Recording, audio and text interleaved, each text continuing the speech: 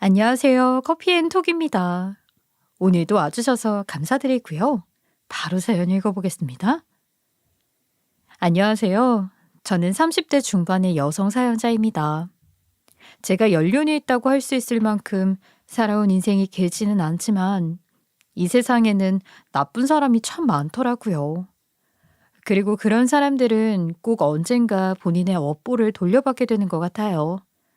물론 어떤 사람들은 살아가면서 돈 많고 힘이 좋으면 무슨 죄를 저질러도 해결이 된다며 호언장담하기도 하죠. 그러나 하늘이 알고 땅이 안다는 말이 있는 것처럼 이미 저지른 죄는 무슨 일이 있어도 없어지지 않잖아요. 그렇기에 아무리 부정해도 언젠가는 죄값을 치러야 할 날이 찾아오는 것이고요. 하지만 세상에는 이를 관가하는 사람들이 참 많은 것 같아서 저로서는 안타까울 따름입니다. 저는 현재 결혼 3년 차가 되었고 도서관에서 사서로 근무를 하고 있어요. 그리고 제 남편은 시청 공무원으로 있죠. 저희 두 사람은 친구의 소개를 통해서 만났고 연애 4년 만에 결혼을 하게 되었어요. 사실 남편과 연애를 하는 시간이 긴 편이기 때문에 시어머니와 두세 번 정도 함께 식사를 했던 적이 있었죠. 그리고 그때까지만 해도 시어머니는 저를 예뻐라 하고 좋아하셨고요. 왜냐하면 제가 일반 사서로 근무하는 것이 아니라 공무원 사서였기 때문이었죠. 우리 아들한테 듣기로는 이 동네 도서관 사서로 있다던데 맞니? 네, 어머니. 여기서 5분 거리에 있는 도서관에서 근무하고 있어요. 설마 일반 사서는 아니지?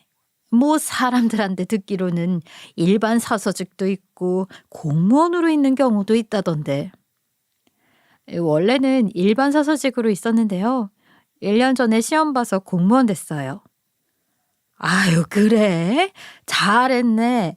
일반 사서보다는 안정적인 공무원이 훨씬 낫지. 아, 그렇고 말고.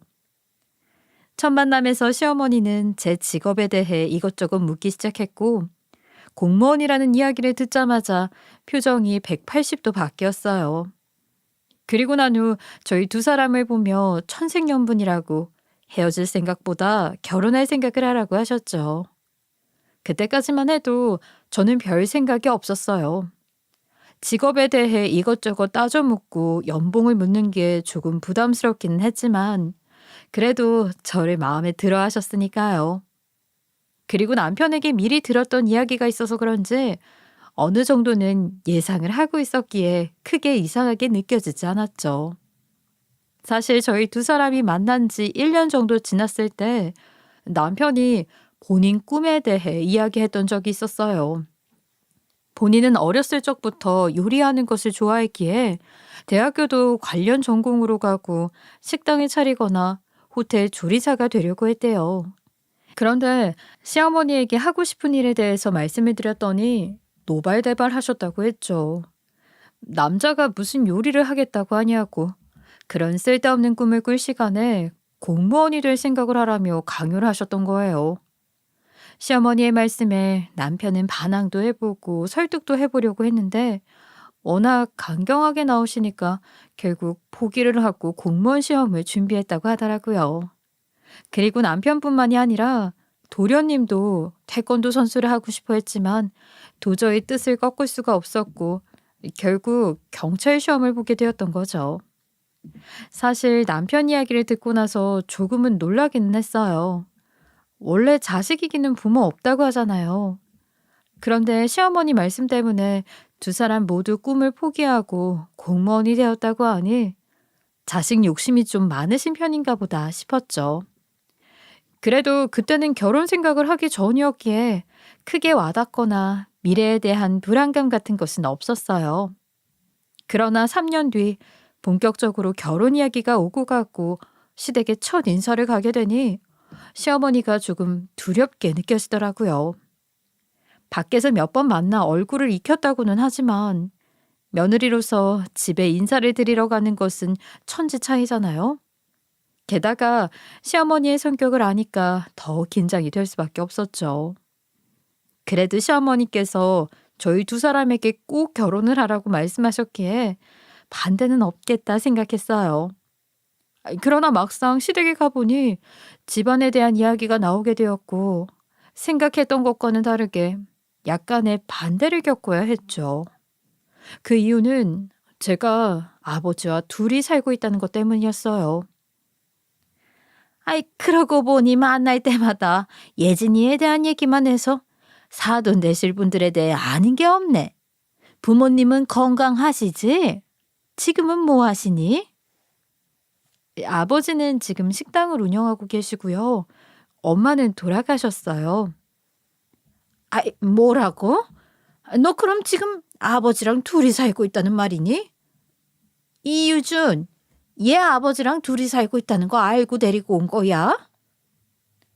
엄마, 그게 뭐 어떻다고 그래? 장모님이 일찍 돌아가셨으니까 장인어른이랑 둘이 사는 게 당연한 거 아니야? 아니, 엄마 없이 자란 애가 제대로 된 교육이나 받았겠니? 너는 골라도 어째 이런 애를 골라왔냐? 어머니, 저희 엄마 어릴 때 돌아가신 거 아니고 5년 전에 사고로 가신 거예요. 그 전까지는 새 식구였어요. 아유, 어찌되었건 안 싸더니 5년 전에 돌아가셨으면 살림은 제대로 못 배운 거 아니니? 할 줄 아는 게 아무것도 없을 테니 결혼하면 귀한 내 아들이 굶고 살아야 한다는 말이잖아.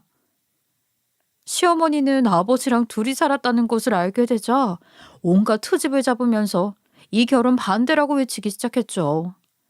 분위기가 점점 심각해지자 남편과 시아버지가 나서서 뜯어 말리기 시작했고 결론적으로는 어찌저찌 허락을 받을 수는 있었어요. 그러나 속이 후련한 허락은 아니었기에 며느리가 되는 저로서는 걱정이 많을 수밖에 없었죠. 사실 이런 상황에서 결혼 생활 중에 조금만 잘못해도 호랍이 밑에서 뭘 배웠냐는 이야기가 나올 게 뻔하잖아요. 그래서 저는 남들보다 며느리 노릇을 훨씬 더 잘해야 했죠. 그렇기에 부담감이 컸고 주변 사람들의 반대도 있을 수밖에 없었어요. 특히 고모는 걱정을 많이 하면서 결혼 다시 한번 생각해보라고까지 말씀을 하셨죠. 예진아, 이서방 좋은 사람인 것은 알지만 고모가 생각하기에는 결혼 다시 한번 고민해보는 게 좋을 것 같아. 고모가 뭘 걱정하는 건지 나도 아는데 유준 씨 아니면 안 될 것 같아요. 고모는 지금까지 반대하는 결혼 억지로 해서 잘 사는 거 한 번도 못 봤어. 분명히 시집살이 엄청날 텐데 그거 어떻게 버티려고 그래.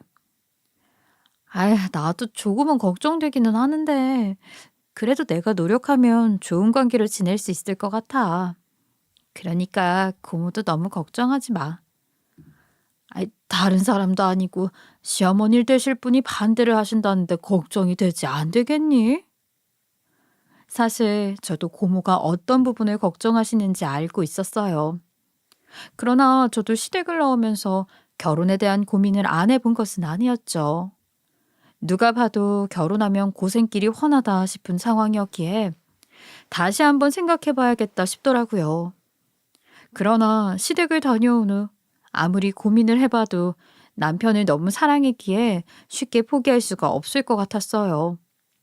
그래서 모든 것을 감수하고 결혼을 하기로 결심을 하게 되었어요. 물론 걱정은 되었지만 시간이 지나면서 자연스럽게 고부간 문제가 해결될 것이라고 믿었고 또 제가 노력을 많이 하면 시어머니의 마음도 금방 풀어질 것이라고 생각했어요. 그래서 결혼 후 시어머니에게 자주 찾아가려고 노력하고 또 주기적으로 용돈과 건강식품 같은 몸에 좋은 것들을 많이 챙겨드렸어요. 그러나 시어머니는 아무리 노력을 해도 바뀔 생각을 하지 않더라고요. 오히려 사소한 것까지 간섭을 하셨고 틈만 나면 시댁으로 부르시거나 집에 찾아오시기도 했죠. 그러다 보니 시간이 지나면서 저도 점점 스트레스가 되었던 것 같아요. 한 번은 제가 몸이 너무 안 좋아서 반차를 낸 후 일찍 퇴근을 했던 적이 있었죠. 피죽 한 그릇 못 얻어먹은 사람처럼 몸에 힘이 하나도 없었던 상황이었어요. 그래서 창백해진 얼굴로 병원에 가서 링거를 맞은 후 터덜터덜 집으로 돌아왔는데 불청객이 한 명 와 있는 거예요. 다름 아닌 시어머니가 아무도 없는 집에 몰래 들어가 소파에 누워 TV를 보고 계신 것이었죠. 저는 들어가자마자 소파에 사람이 누워있는 모습을 보고 도둑이라도 들었나 싶었어요. 그래서 깜짝 놀라 소리를 지를 수밖에 없었죠. 그랬더니 시어머니는 제 앞에서 무슨 문제라도 있냐는 듯 당당하게 나오더라고요. 아이고 얘 귀청 떨어지겠다. 갑자기 소리는 왜 질러? 어머니가 여기 왜 이러고 계세요? 집 문을 열어줄 사람이 없었을 텐데 여긴 어떻게 들어오신 거예요? 어떻게 들어왔긴. 니들 이사 들어올 때 챙겨놓은 보조 카드키로 따고 들어왔지. 시어머니의 뻔뻔한 태도에 저는 너무나 황당했어요. 저희 부부는 아무에게도 비밀번호를 알려드린 적이 없거든요. 사실 집에 누가 오는 것을 별로 안 좋아하기도 하고 아무리 가족이라고 해도 예의는 지켜야 한다고 생각했어요. 그래서 이사를 들어오던 날 시어머니께서 아무리 비밀번호를 알려달라고 했어도 전 절대 이야기하지 않았죠. 그런데 저희 부부 몰래 여분의 카드키를 챙겨 놓았을 줄은 전혀 예상을 못했어요. 주인도 없는 집에 함부로 문 따고 들어와서 TV를 보고 있는 것도 기가 막혔지만 당당하게 카드키 챙겨갔다고 이야기하는 모습에 어이가 없어서 할 말을 잃을 수밖에 없었죠. 아무리 아들 집이고 여분으로 받은 카드키라고 해도 허락 없이 마음대로 챙겨가는 것은 말이 안 되잖아요.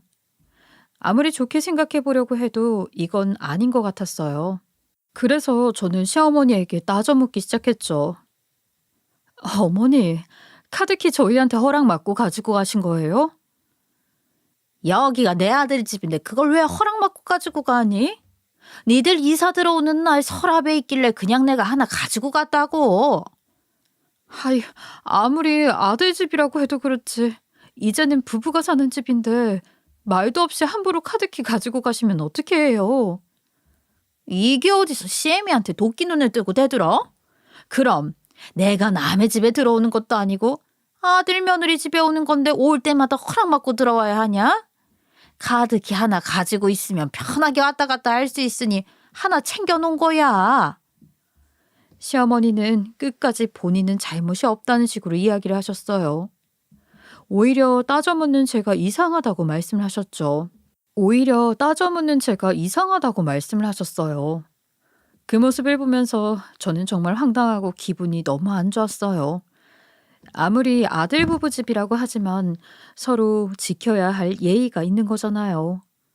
시어머니가 카드키를 가지고 있으면 저희가 없이도 마음대로 들어올 수 있다는 건데 괜히 신경이 쓰이더라고요. 그리고 CCTV로 감시를 당하고 있는 듯한 기분이 들어서 어떻게 해서든지 저 카드키를 돌려받아야겠다는 생각이 들었어요. 어머니, 그 카드키 오늘 주고 가세요. 아무리 아들 부부가 사는 집이라고 해도 함부로 왔다 갔다 하시는 것은 아닌 것 같아요. 뭐라고? 기어코 뺏어가겠다는 말이냐? 내가 남도 아니고 시애미인데 너 정말 너무한 거 아니냐? 서운하셔도 어쩔 수 없어요. 연락도 없이 이렇게 불쑥불쑥 찾아오시면 저는 너무 불편하고 당황스러워요. 그리고 아무리 아들 집이라고 하셔도 미리 연락을 하고 오시는 게 맞는 거잖아요. 저는 화가 머리끝까지 났지만 시어머니와 소리를 지르고 싸울 수가 없는 노릇이니 최대한 좋게 이야기하려고 노력했어요. 그리고 몸이 좋지 않았기에 시어머니를 빨리 보내고 싶은 마음도 있었죠. 그러나 시어머니는 제 말을 곱게 들을 리가 없었어요. 카드키는 줄 생각을 하지 않았고 냉장고 청소 좀 해라, 집안꼴이 이게 뭐냐 등 지적을 하면서 다른 쪽으로 화제를 돌리려고 하더라고요. 그 모습에 저도 점점 짜증이 나기 시작했죠. 누가 봐도 카드키 주기 싫어서 일부러 트집을 잡는 거잖아요. 어머니, 자꾸 딴 말씀 하지 마시고 카드키 그냥 주세요. 끝까지 안 주시면 저 그냥 도어락 바꿔버릴 거예요. 치사하게 카드키 하나 가지고 더럽게 뭐라고 하네. 그래, 내가 카드키 줄 테니까 어디 한번 잘 먹고 잘 살아봐라. 저는 카드키 줄 생각이 없어 보이는 시어머니에게 단호히 이야기를 했어요. 이렇게라도 하지 않으면 분명히 시어머니는 저희 집을 제 집 드나들듯 할 테니까요. 그랬더니 시어머니는 소리를 빽 지르더니 카드키를 던져버리고 집을 나가버리시더라고요. 저는 너무 황당했지만 그래도 카드키를 돌려받았으니 됐다 싶었죠. 그런데 시어머니는 남편에게 전화를 해서 한 소리 하신 듯 했어요. 그날 저녁 집에 돌아온 남편이 저를 붙잡고 시어머니에게 카드키 하나 드릴 수도 있지. 굳이 왜 빼앗았냐면서 한마디 하는 거예요. 안 그래도 하루 종일 몸이 좋지 않아 들어누운 저에게 시어머니 편을 들고 나서는 모습을 보니까 괜히 서럽고 화가 났죠. 그래서 저는 남편에게 혼자 살고 있는 집이냐면서 따지기 시작했고 결국 그날 저희 두 사람은 크게 싸울 수밖에 없었어요. 연애할 때도 이렇게 싸운 적이 없는데 시어머니 때문에 큰 소리가 오고 가니 제가 왜 이러고 살아야 하나 싶더라고요. 그리고 앞으로 이런 일이 종종 생길 텐데 그때마다 남편이 시어머니 편을 들고 나설 것 같았죠. 시어머니 카드키 사건으로 저희 두 사람은 점점 크게 싸우기 시작했고 이혼하자는 말이 오고 갔어요. 그리고 시부모님 앞에서 이혼하겠다는 통보를 하게 되었죠. 그러자 상황을 심각하게 받아들인 시아버지께서 직접 나서기 시작했어요. 아니 이들 결혼한 지 얼마나 됐다고? 벌써 이혼 소리가 나와? 이혼을 하겠다는 이유가 대체 뭐야? 사실 엄마가 카드키 몰래 가지고 간 것 때문에 이 사람이랑 다툼이 있었나 봐요. 그것 때문에 저녁에 한마디 했다가 싸움이 커졌어요. 아이 뭐라고? 당신은 애들 집 카드키로 허락도 없이 함부로 가져가면 어떡해? 아니 그게 카드키 하나 때문에 얘네들이 이혼까지 하겠다고 할 줄 몰랐죠. 그리고 그날 제가 하도 뭐라고 하는 통에 카드키는 돌려주고 왔다고요. 시아버지는 그날 일을 알게 되신 후 시어머니를 크게 혼내셨어요. 그리고 다시는 마음대로 저희 집에 찾아가지 말라는 말씀도 하셨어요. 또 저희 두 사람에게는 이혼 소리 함부로 하는 거 아니라고 하면서 다시 한번 잘 생각해 보라고 하시더라고요. 결국 시아버지 덕분에 카드키 문제는 깔끔하게 해결이 될 수 있었죠. 그리고 그날 이후로 시어머니는 저희 집에 오실 때 항상 연락을 해서 허락부터 받기로 하셨어요. 옛말에 부부싸움은 칼로 물베기라고 하더니 골치 아픈 일이 해결되니까 저희도 언제 싸우냐는 듯 화해를 하게 되었죠. 그러나 시어머니는 카드키 사건 이후로 저에게 화가 잔뜩 났나 봐요. 그래서인지 저만 보면 어떻게 시집살이를 시킬까 하는 궁리만 하시는 것 같았죠. 게다가 시아버지 명령 때문에 무조건 저희 집에 올 때는 연락을 해야 했지만 항상 거부할 수 없도록 만들었어요. 오시기 전에 연락을 하는 게 아니라 이미 도착해서 전화를 해왔거든요. 한 번은 제가 한창 일을 하고 있었는데 시어머니가 집에 찾아왔다는 연락을 해왔죠. 예, 너 지금 한창 일하고 있을 시간이지? 니들 집에 반찬 좀 가져다 놓으려고 왔는데 이걸 어쩌냐? 예? 지금 저희 집에 오셨다는 말씀이세요? 어머니, 저 지금 일하고 있어서 못 나가는데요? 그럼 비밀번호만 좀 알려줘. 내가 반찬만 넣어놓고 바로 나올게. 시어머니는 제가 일 때문에 집에 가지 못한다는 말을 듣자마자 때는 이때다 싶었는지 비밀번호를 요구하셨어요. 제가 비밀번호는 알려드리기 곤란하다고 했더니 알려주고 바꾸면 되지 않겠냐는 식으로 말씀을 하시더군요. 출발하기 전에 연락을 주셨으면 시간을 조율하거나 다음에 오시라고 했겠지만 이미 도착을 하셨다는데 모른 척 밖에 세워둘 수가 없었죠. 게다가 시어머니는 반찬 다 상하니까 빨리 비밀번호 얘기하라고 재촉까지 하셨어요. 저는 결국 한숨을 쉬면서 시어머니 말씀대로 나중에 비밀번호를 바꿔야겠다 생각하며 말씀을 드릴 수밖에 없었죠. 그런데 집에 들어가 보니까 시어머니가 저희 침대에 누워서 주무시고 계시는 거예요. 분명히 반찬만 넣어놓고 가겠다고 하셨는데 정말 황당했죠.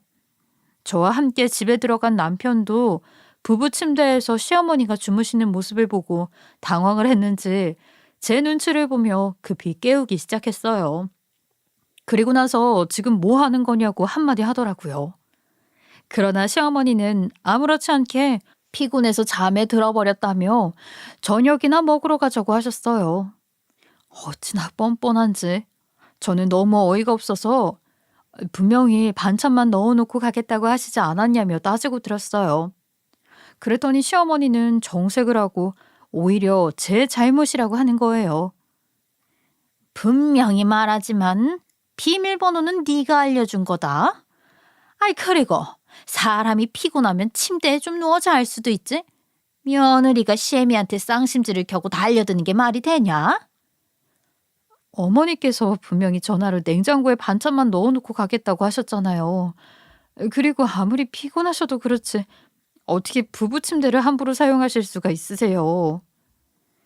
니들 오면 저녁 좀 같이 먹고 가려고 했다. 아, 니네 집 소파가 하도 작아서 언제 오나 하고 기다리다가 침대에서 잠깐 잠 좀 잤다고 이렇게 눈에 불을 켜고 따질 일이야? 아유, 엄마, 아무리 그래도 부부 침대에서 자는 건 아니지. 옆에 손님 방도 있는데 차라리 거기서 자지 그랬어. 남편도 이번 일은 시어머니 잘못이라고 생각한 데 보였죠. 평소 같았으면 시어머니 편을 들고도 남았을 텐데 이번에는 제 눈치를 살피면서 한 소리 하더라고요. 그러자 시어머니는 잔뜩 서운한 티를 내는 거예요. 하지만 아무도 받아주지 않으니까 짜증이 났는지 그냥 짐을 챙겨서 나가버렸죠. 물론 뒤늦게 남편이 쫓아가기는 했으나 시어머니는 한동안 미쳐 있었어요. 그러다가 시간이 지나면서 흐지부지 지나가게 되었죠. 그런데 문제는 시어머니의 시집살이 강도가 점점 더 커졌다는 거예요. 한 번은 주말 아침 일찍부터 시어머니에게 전화가 온 적이 있었어요. 무슨 일인가 하고 받아보니 뜬금없이 그날 시댁에 오라고 하시는 거예요. 하지만 그날 저는 약속이 잡혀있던 상황이었기에 처음에는 거절을 했었죠. 그런데 시어머니가 제 말을 듣고는 노발대발 난리를 치더라고요. 아이 너 지금 내 말이 말 같지 않냐? 어디서 시애미가 집에 오라고 하는데 거절을 해? 어머니, 저 오늘 아는 언니랑 약속이 있어서 그래요. 미리 잡아놓은 약속이 있는데 어떻게 시댁에 가요? 너는 가족이 중요하냐? 그 아는 언니가 중요하냐? 집에 일이 있다고 하고 약속 취소하면 되잖아. 어머니, 당일에 약속 취소를 어떻게 해요? 심지어 약속 시간이 2시간밖에 안 남았고 언니는 이미 서울로 오는 중일 텐데 취소 못하죠. 정 급하신 일이면 제가 약속 다녀와서 집에 갈게요. 나는 분명히 말했다. 헛소리 하지 말고 무조건 10시까지 집으로 와라. 시어머니는 저에게 무조건 10시까지 집에 오라고 통보를 하시고 전화를 끊어버리셨어요. 저로서는 정말 난감한 상황이었죠. 아는 언니가 지방에서 이미 서울로 올라오고 있는 중이었는데 무작정 약속 취소를 하고 오라니요. 그렇다고 시어머니의 말씀을 무시하게 되면 앞으로 시집살이가 장난이 아닐 텐데 어떻게 해야 하나 싶더라고요. 그래서 결국 저는 아는 언니 얼굴만 잠깐 보고 시댁으로 달려가게 되었어요. 물론 시어머니가 말씀하신 10시는 훌쩍 넘긴 상황이었죠. 제가 시댁에 도착하자마자 시어머니는 화가 잔뜩 묻은 얼굴로 나오시더니 본인 말 무시하는 거냐고 왜 이제 오냐면서 크게 화를 내셨어요. 그러고는 저에게 걸레를 던져주며 며칠 뒤 집에 손님이 오시니까 대청소를 하라고 하시는 거예요. 커튼이며 이불 다 빨고 청소기에 걸레질까지 하라고 하시는데 괜히 시댁으로 달려갔다는 생각이 들더라고요. 사실 저는 무조건 와야 한다고 하시길래 집에 일이라도 있는 줄 알았거든요. 그러나 시어머니가 재촉했던 이유는 시아버지가 집에 안 계신 상황이었기 때문이었어요. 시아버지는 친구분들과 낚시 여행을 가신 상태였고 시집살이를 시킬 기회는 이때였을 뿐이었을 테니까요.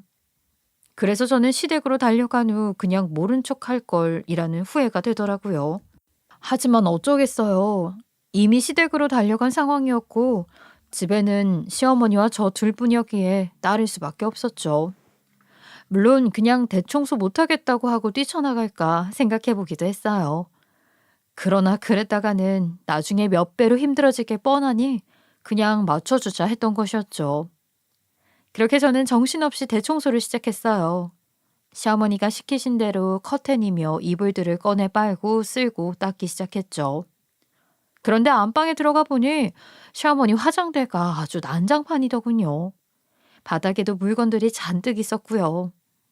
처음에는 그냥 간단하게 쓸고 닦고 집에 가자 생각했었는데 아무리 봐도 나중에 시어머니가 물건들을 왜 안 치웠냐며 트집 잡을 게 뻔했어요. 대충이라도 정리해서 서랍에 넣어놔야겠다 싶었죠. 그래서 서랍을 열고 물건들을 넣기 시작했는데 우연히 저는 눈에 익숙한 팔찌 하나를 발견하게 되었어요. 처음에는 아는 팔찌랑 비슷한 디자인이네 하며 별 생각 없이 서랍을 닫으려고 했죠. 그런데 서랍을 닫고 보니 뭔가 느낌이 쎄한 거예요. 아무리 생각해도 엄마가 생전에 아버지랑 커플로 맞춘 거라며 소중하게 차고 다니던 팔찌랑 똑같아 보였거든요. 그래서 저는 급하게 서랍을 다시 열어 팔찌를 한 번 더 살펴보게 되었죠. 그런데 정말로 엄마가 차고 다니던 팔찌와 신기할 정도로 똑같았어요. 그래서 저는 혹시나 싶어 이니셜이 적혀 있나 하고 뒤집어 확인을 해보려고 했죠. 사실 아버지께서 워낙 이벤트를 좋아하시다 보니 팔찌를 채워주실 때에도 평생 함께 하자는 말과 함께 서로의 이름을 새겨놓은 후 선물을 하셨거든요. 쉽게 말해 엄마 팔찌에는 아버지 이니셜이 새겨져 있었어요. 그리고 엄마는 8년 전 선물을 받고 난 후 하루도 빼놓지 않고 항상 팔찌를 차고 계셨죠. 그러나 사고가 났다는 연락을 받은 그날 병원에 달려가 보니 아버지께서 선물로 주신 팔찌가 없었어요. 그래서 저랑 아버지는 사고 현장에 떨어뜨렸나 싶어 장례를 마친 후 따로 가보기도 했으나 결국 찾지 못했죠. 그런데 그게 다른 것도 아닌 시어머니의 서랍에 엄마 팔찌가 있으니 저는 설마 하는 생각이 들었던 것이었어요. 그래서 떨리는 손으로 팔찌를 뒤집어 보려고 했는데 그때 시어머니께서 방에 들어오시더라고요. 너는 뭐 하는데 안방에서 나올 생각을 안 해? 물건이 여기저기 흩어져 있어서 서랍에 집어넣으려고 있었어요. 너 농땡이 부리려고 하지 마라. 밖에 할 일 차고 넘쳤어. 오늘 대청소 다 할 때까지 못 가니까 그렇게 알고 아우 빨리 나와서 그릇 정리 좀 해라.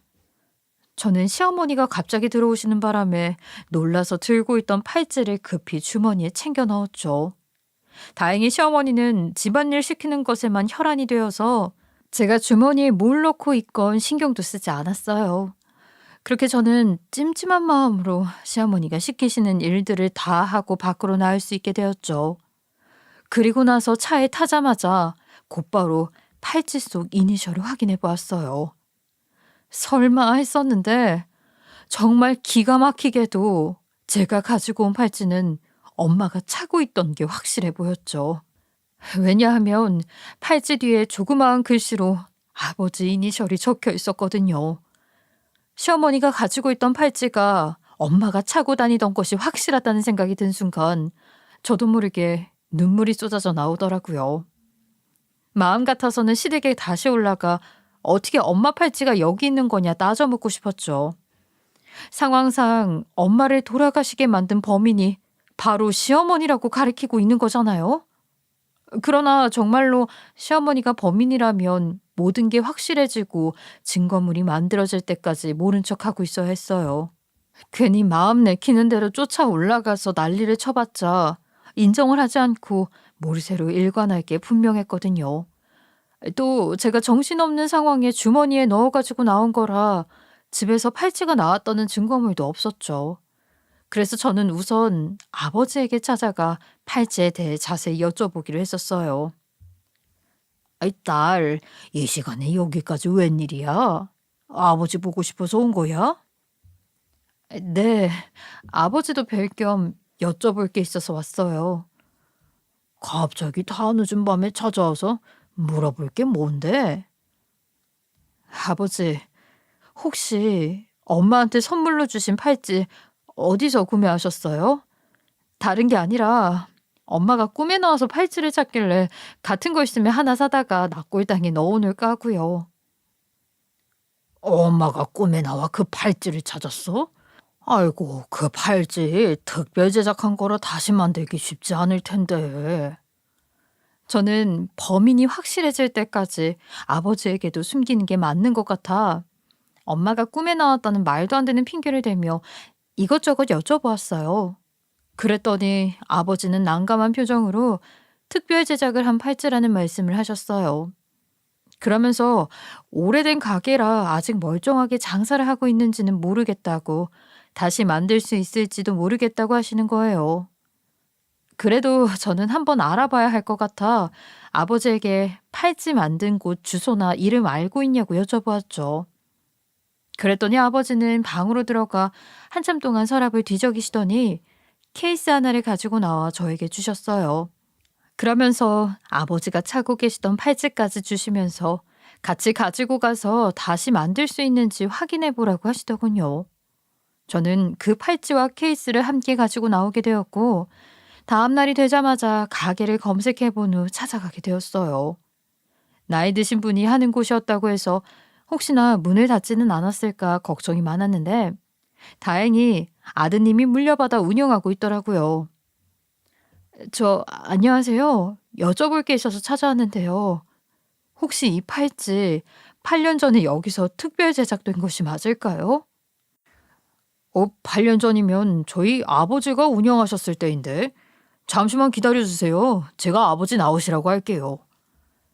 혹시나 아무런 정보도 얻지 못하면 어쩌나 싶었는데 다행히 부모님의 팔찌를 만들어주신 분이 가까운 곳에 살고 계셨고 바로 달려와 주셔서 자세히 이야기를 들을 수 있었죠.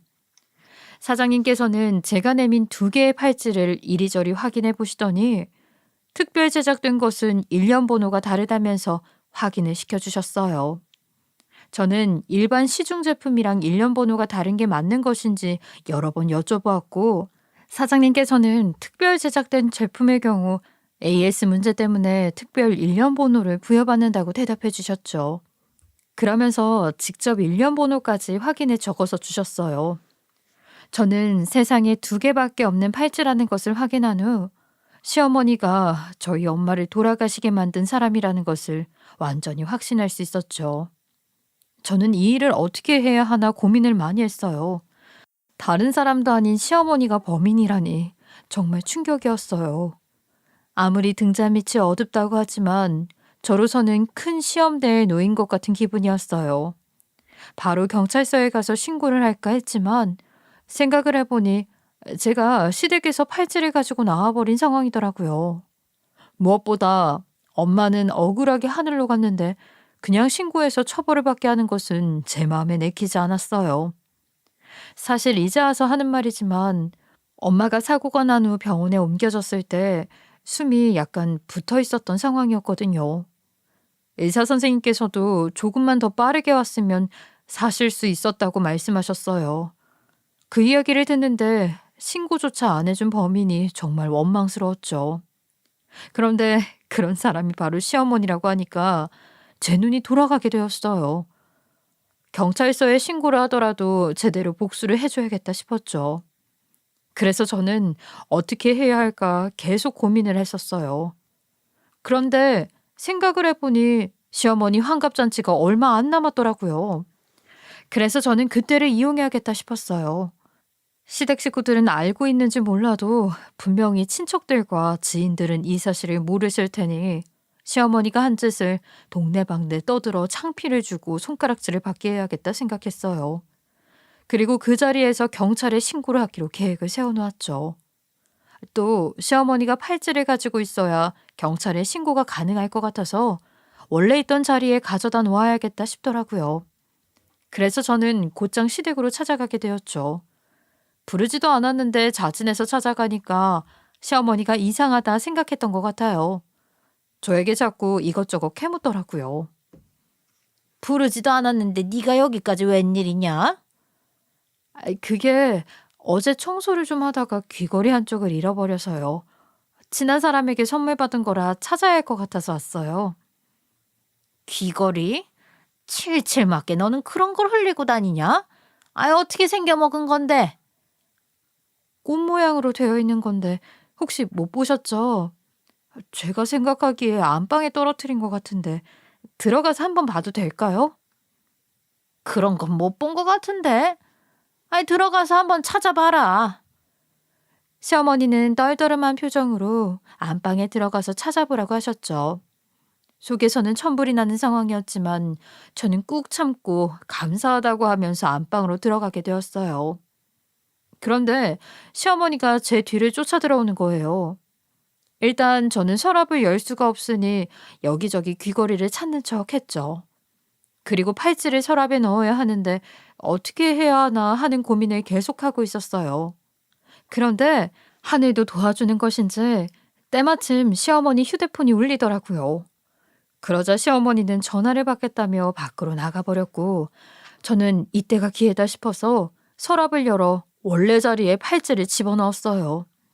그리고 여기저기 찾는 척 하다가 조심스럽게 밖으로 나갔어요. 그랬더니 시어머니는 전화를 하다 말고 저에게 귀걸이 찾았냐 물으시더라고요. 그래서 저는 차에 떨어뜨린 것 같다고 대충 얼버무리며 밖으로 나왔죠. 시어머니는 전화를 하느라 정신이 없는 것인지 가려는 저를 붙잡지 않았어요. 그래서 불편함 없이 무사히 시댁을 빠져나와 집으로 돌아갈 수 있었죠.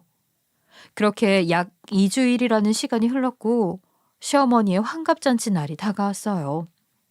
원래 계획대로라면 모두가 모여있을 때 아버지에게서 받아온 팔찌를 보여주며 시어머니의 실체를 폭로하고 경찰에 신고해야 했죠.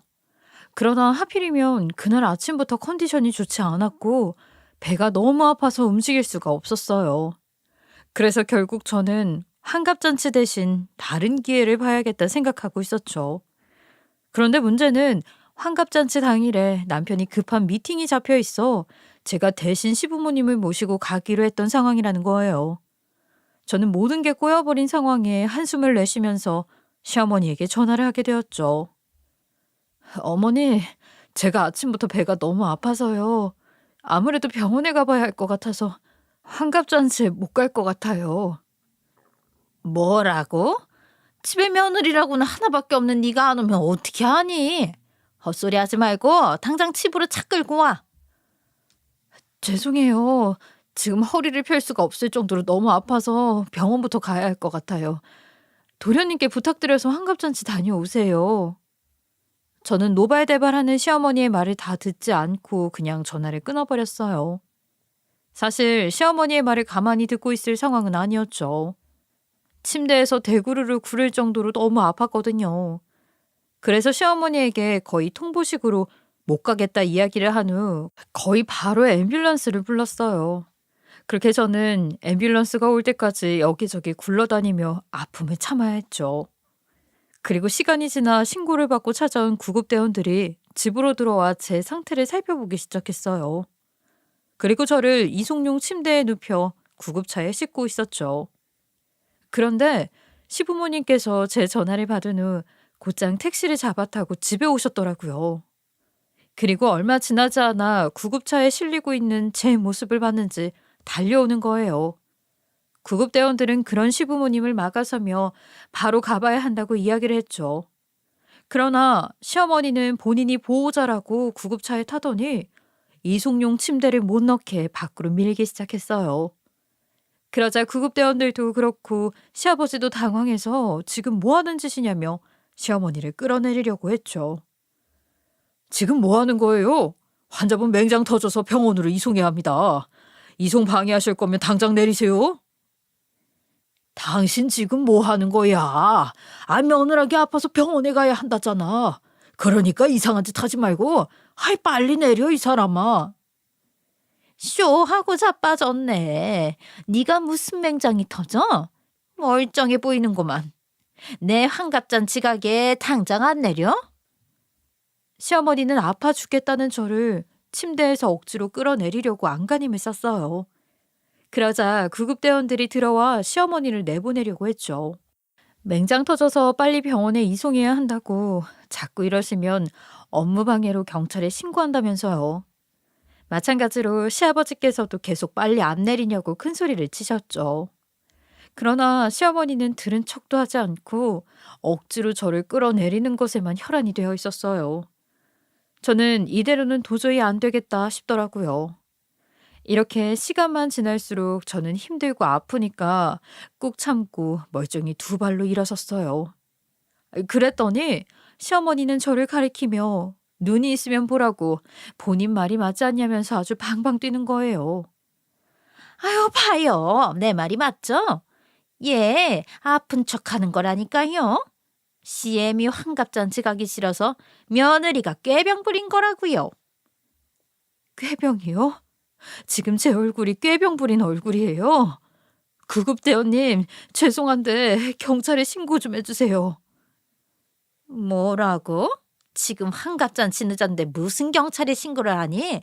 당장 나랑 가자. 시어머니는 억지로 제 팔을 붙들고 환갑잔치에 가자며 끌고 가려고 했어요. 그러나 저는 최대한 있는 힘을 모아 시어머니의 팔을 뿌리쳤죠. 그리고는 팔을 걷어 팔찌를 보여주며 따지기 시작했어요. 어머니, 이 팔찌 어디서 본 적 있지 않아요? 그걸 네가 왜 가지고 있냐? 너 이젠 하다 남의 물건 훔치기까지 하니? 그거 다른 사람들이 보면 안 되는 물건이야. 당장 내놔. 지금 무슨 소리 하시는 거예요? 당신이 가지고 있는 팔찌는 우리 엄마 거예요. 뒤에 아버지 이니셜도 적혀 있는데 본 적 없죠? 너 지금 무슨 소리를 하는 거냐? 그 팔찌가 왜 네 엄마 거야? 그거 내가 금은방 가서 사온 거다. 말도 안 되는 소리 하지 말고 얼른 훔쳐간 팔찌 내놔. 저는 시어머니에게 소리를 고래고래 지르며 우리 엄마한테 왜 그랬냐고 악을 지르며 이야기했죠. 그러자 구급대원은 많이 놀란 듯 보였고 시아버지는 아무것도 몰랐던 듯 영문을 모르겠다는 표정을 지었어요. 때마침 경찰관들이 구급차 앞으로 다가와서 무슨 일이냐고 물었죠. 그래서 저는 시어머니를 가리키며 우리 엄마 뺑소니범이라고 당장 잡아가 달라고 했어요. 그게 무슨 지금 업무방해로 신고하신 거 아닙니까? 네, 그렇긴 한데 지금 이 사람이 5년 전에 저희 엄마가 세상을 떠나게 만든 장본인이에요. 잡아가서 빨리 조사해 주세요. 저분이 지금 뺑소니라는 말씀이십니까? 혹시 증거는 가지고 계세요? 아무리 신고자분이라고 해도 증거물이 없으면 함부로 못 잡아가요. 아니에요, 경찰관님. 제가 저희 며느리인데 많이 아파서 정신이 어떻게 돼서 아무 말이나 짓거리는 거예요. 그러니까 그냥 가셔도 됩니다. 증거물 있어요. 제가 차고 있는 팔찌 부모님이 커플로 차고 다니려고 특수 제작된 거고요. 1년 번호도 특별하게 부여받은 거예요. 그런데 시댁 안방 서랍에 저희 엄마 팔찌가 있어요. 그리고 구급대원님들이 저랑 시어머니가 나눈 얘기 다 들었고요. 저의 말에 시아버지는 크게 충격을 받으신 듯 보였죠. 시어머니를 붙잡고 제가 하는 말이 사실이냐고 묻는 거예요. 그러나 시어머니는 끝까지 두 손을 내저으며 본인은 잘못 없다고 부정했어요. 하지만 이미 구급대원들이 이야기를 다 들은 상황이었고 특별 제작된 팔찌에다가 1년 번호까지 있다고 하니 경찰관들은 시어머니를 경찰서로 데리고 가 조사하기 시작했죠. 그리고 경찰관들이 시댁으로 찾아가 숨겨놓은 팔찌도 찾아냈어요. 그런데 조사를 해보니 진짜 반전은 따로 있었어요. 알고 보니 뺑소니범은 시어머니가 아닌 도련님이었던 거예요. 시어머니는 아들을 지키고자 끝까지 본인이 했다고 이야기를 했으나 도련님이 뒤늦게 양심의 가책을 느꼈는지 자수를 했다고 하더라고요. 근데 저는 제일 궁금했던 게 왜 엄마의 팔찌를 가지고 있었는지가 제일 궁금했어요.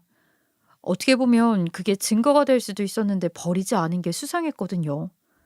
그래서 엄마의 팔찌를 가지고 있던 이유도 물어봤는데 도련님은 기억이 잘 나지 않는다고 했어요. 하지만 시어머니가 말하길 그날 도련님이 입고 갔던 바지에 들어있던 팔찌였다고 하더라고요. 추측하건대 도련님은 증거품을 버리려고 챙겨왔다가 술에 취해 바지에 넣어놓은 걸 깜빡 잊은 듯 했죠. 근데 시어머니가 그 바지를 빨려다가 팔찌를 발견했고 단지 팔찌가 예뻐서 본인이 가지고 있게 된 거였다고 하더라고요. 아마 저희 엄마가 억울하게 세상을 떠나니 이렇게나마 본인의 억울함을 풀고 싶었나 봐요. 그 생각이 드니 소름이 다 끼쳤어요. 그리고 시동생은 뭐라고 했는지 들어보니 경찰 준비를 하고 있던 당시에 친구들이랑 술을 먹고 운전을 하다가 그 사고를 냈다고 했어요. 결국 꼬리가 길면 밟힌다고 했던가요? 우연히 피해자 딸인 제가 그 집 며느리로 들어가게 되었고 시어머니가 시킨 대청소에 증거물을 발견하게 되어 세상에 제가 드러나게 된 거예요. 결국 이번 일로 도련님은 경찰복을 벗어야 했고 당연히 처벌을 받게 되었죠. 다행히 공소시효가 5년 정도 남은 상황이어서 문제없이 조사가 진행되어 도련님은 옥에 갇히게 되었어요. 그리고 저는 이번 일로 남편과 이혼을 하게 되었죠. 사실 저는 이게 당연한 결과라고 생각했어요. 어떻게 그들과 아무렇지 않게 가족으로 얼굴을 마주보며 살 수 있겠어요? 남편도 도련님이 한 짓을 알게 된 후 합의 이혼에 동의했죠. 그리고 시아버지와 함께 찾아와 무릎을 꿇고 죄송하다며 용서를 구했어요. 당연히 용서는 받을 수 없었지만요. 그렇게 제가 이혼을 한 후 한동안 아버지도 저도 많이 힘들었죠. 모든 게 밝혀지고 나서 몇 달간 웃지도 않고 제대로 먹지도 않으면서 살았거든요. 그래도 시간이 모든 걸 해결해 준다더니 엄마의 억울함도 또 모든 게 밝혀지고 나서 힘들었던 날들도 점점 풀리게 되더라고요. 그리고 살면서 엄마를 떠나게 만든 사람은 꼭 잡아 죗값을 받게 하고 싶었는데 비록 이혼은 했지만 이렇게 해결이 되니 속은 시원하네요. 이제 모든 게 정리가 되었으니 하늘에 있는 엄마가 부디 억울함을 풀고 행복하게 잘 지냈으면 좋겠어요. 애청자님들 제 이야기 들어주셔서 감사하고요. 따뜻한 봄에 피어나는 예쁜 꽃처럼 활짝 웃는 날만 가득하시기를 바라겠습니다. 지금까지 커피앤톡이었습니다. 오늘도 끝까지 함께 해주셔서 감사하고요. 다음 영상으로 또 찾아뵙겠습니다.